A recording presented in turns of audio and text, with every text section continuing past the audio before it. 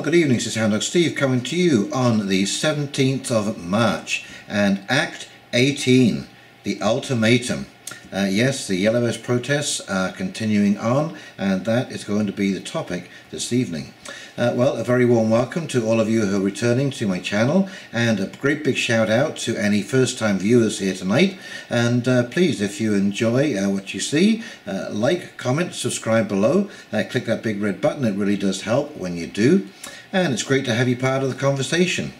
So here we are, week 18. This is absolutely unbelievable. 4.5 months. There were protests that took place all over France, in Paris, in Toulouse, in Lyon, Marseille, Bordeaux, Nice, and just about every major city in France. Now, the ones in Paris, certainly, I don't know about the rest of the towns and cities, but were taking place alongside several other protests taking place that day. There was a women's march, there was a anti-police violence march, there was an environmental march, so there was lots going on. And now the numbers that were there, the ministry is quoting 28,000. However, the Yellow Vest organisers, which is a kind of a loose group, I believe, they dispute all of those figures. Now, unfortunately, it was marred by violence. They estimated about 1,500 really hardcore activists for left and right-wing groups, and they set fire to banks, smashed windows, set fire to cars, built barricades, and generally made a mess of the whole thing. And you'll see by some of the pictures that I found just how bad it is on the Champs-Élysées in Paris. Now, it's been actually pretty hard to find out the details of the ultimatum, but Eric Droulet did say that this would be the last protest he'd be attending. He says, we've tried protests, they haven't listened, they haven't worked. And so they are talking now about decisive action around ports, major access points, to try and block economic traffic. And I'm assuming that this will be random, so that there would be it'd be very hard to stop. It'd be like a lightning strike type of deal, you know, where they get in the way of traffic, block access. And of course, with just-in-time servicing these days, this is going to be quite significant. And there may also be a resurrection of a tactic which I thought was absolutely brilliant, which was to withdraw your money from the bank and work. Basically, you know, don't get these direct deposits, this kind of stuff, direct debits. Go back to check, write out a check, do it in the mail, but have control over your own money. You get a paycheck, go into your bank, you cash it out immediately, and you have that cash in hand, and you put that money in the bank only when you need a check to go through. It's going to be a bit of a pain in the butt, there's no doubt about it, but I think the money system is the key to all of this, because the money system is what keeps us trapped in our inability to voice our complaints or to actively protest. You know, back in the day when Gandhi organized basically the entire population of India to sit down and protest the British, which turned out to be incredibly effective, we were looking at a completely different time. Most of those people weren't in debt. Yes, they had things, you know, family commitments and so on and so forth, but it was a lot easier to take time out, and it was basically a universal protest. So there was a great deal of solidarity in that, and it did work. But today, you know, there are irresistible weapons that the police use, these flashballs, the water cannons, and of course there are directed energy weapons which make you feel like you're actually burning.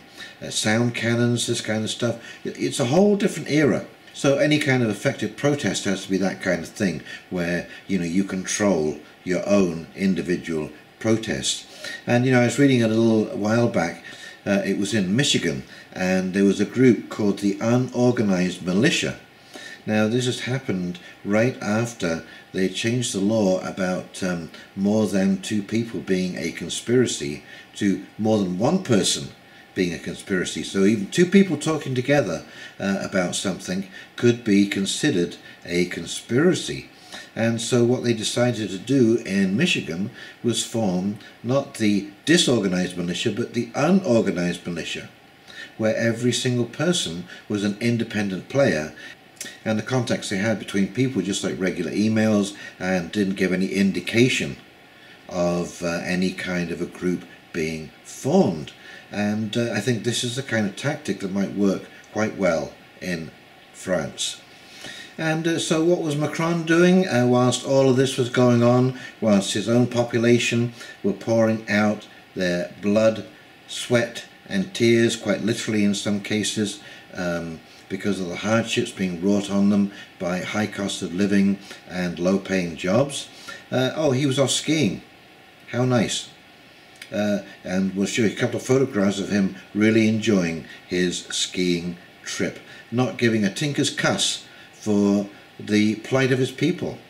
And it's almost appropriate in a way that he should be skiing and ignoring the whole process, ignoring the ultimatum and the demands of his people.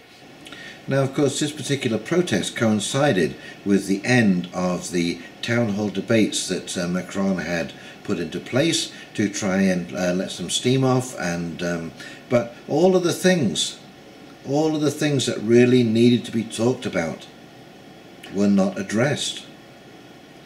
The jobs, the poor pay, an immigration policy, the way the government operates, and I mean by that implementing direct democracy, Swiss style, where there is a much greater inclusion of the public voice, because the great majority of public, up to 80% of the population, are feeling that the government is ignoring their plight in this world. We have the same results here in Canada, and you can see, the arrogance of the leaders. No wonder people feel betrayed and insulted. Now we've got the same thing going on here. Our Prime Minister is embroiled in a corruption scandal with SNC-Lavalin, and what is he doing? Oh, he's down in Florida. He's vacationing down in Florida, far, far, far away from all of the hubbub and turmoil of a corruption inquiry, which involves the Prime Minister's office directly and most of the cabinet and several of his staff members. Skiing, holidaying down in Florida, very nice. I think this really does give you some kind of idea of the self-serving attitude which is now flowing through our government like an electric current. This sense of entitlement, whilst they know there is a plight going on, they have all these people have access to the most unbelievable logistics information about their country. The analysis that is done on Stats Canada information is unbelievable. The documentation that they are collecting and collating is expansive. There are think tanks who are watching society, who know when there is burdens being placed on the public, and all they can do is go off and have a vacation. So when is it we, for example, get a vacation from inflation? As your purchasing power is eroded by the banking practices of fractional reserve money systems. And frankly, until that is resolved, we will have continual rises and falls of civilizations, societies and leaders, and this merry-go-round between voting one government out rather than voting a government in. Okay, well, let's take a look at these clips that I found. There's not many this evening, but they do make their own point, and then I'll come back and do a quick wrap-up. Okay, here we go. And this from Zero Hedge, the day after. Paris burns as Macron returns from mountain vacation. Paris awoke on Sunday to smouldering fires, broken windows and looted stores following the 18th consecutive Saturday of Yellow Vest protests. Around 200 people were arrested according to BFM TV, while about 80 shops near the iconic Champs-Élysées had been damaged and or looted according to AFP, citing Champs-Élysées Committee President Jean-Noël Reinhardt. This is the aftermath of the 18th straight weekend of protests in Paris.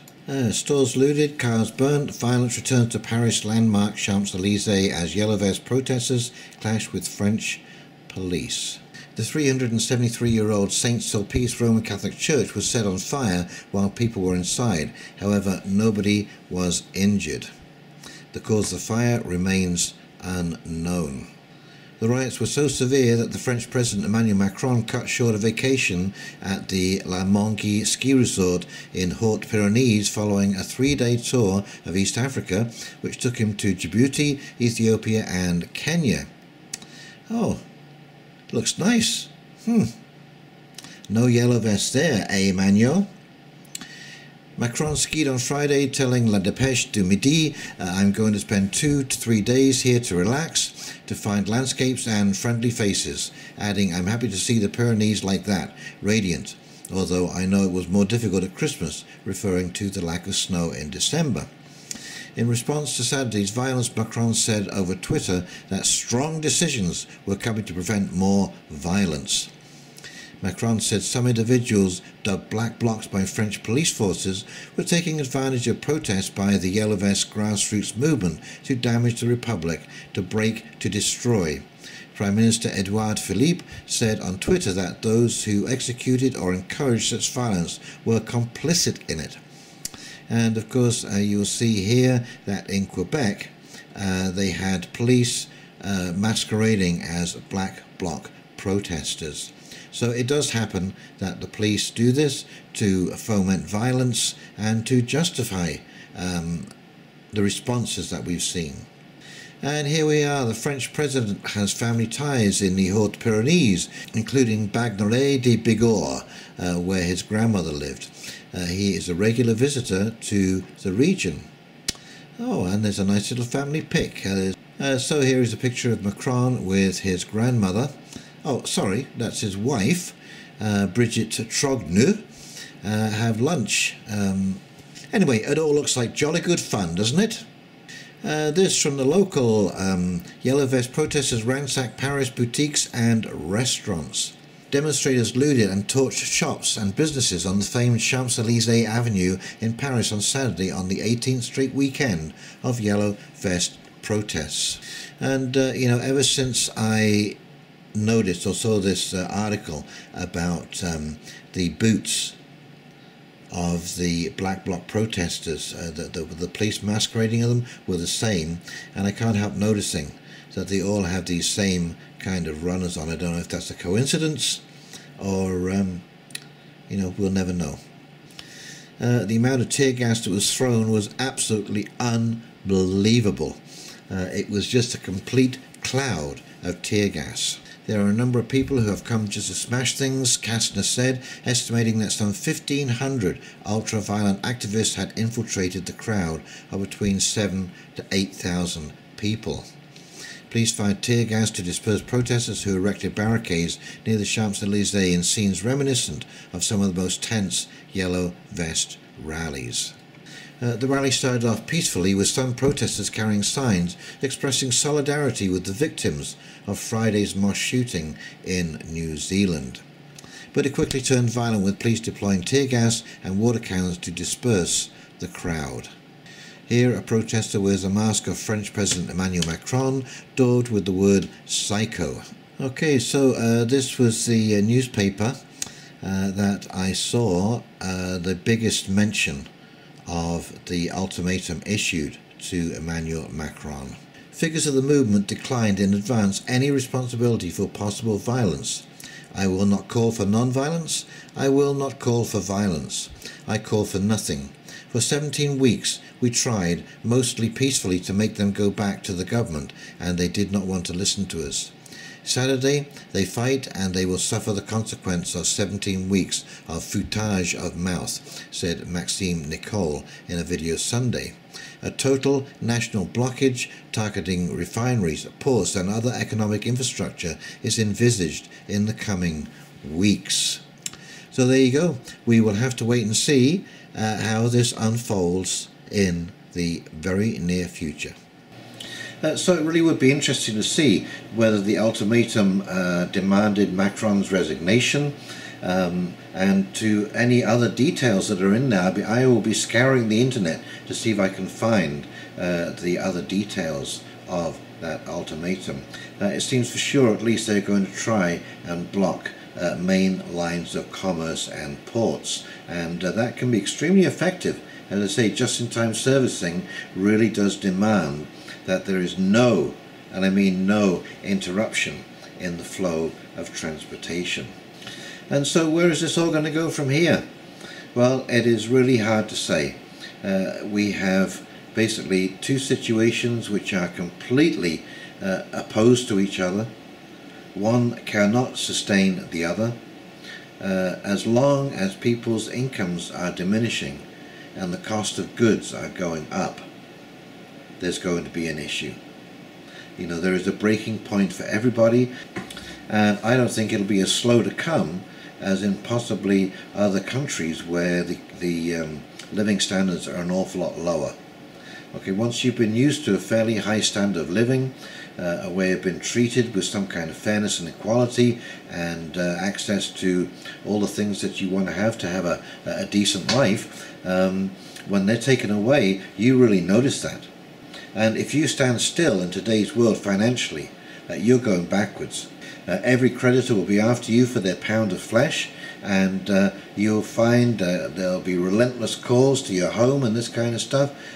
And that, my friends, is the key. And a wise person once told me, I asked them, when will people finally revolt? When will they finally get out into the street? And he said, when they go to the bank and they can't get any money out. That's the day that the revolution will begin. And I think actually what we're seeing is that they've hit that brick wall in France. And here's the outcome. So I will be observing all of these protests and discourses in the future, and how the government deals with it, and how the people respond to their government. And of course we have all-important European elections coming up in May. That is just a mere couple of months away, and that could change the entire direction of Europe. Okay, so if you've enjoyed this video, please like, subscribe and comment below. And in the meantime, this is Hound Dog Steve signing off, wishing you a great week coming up, and we will talk to you very, very soon. See you now. Bye.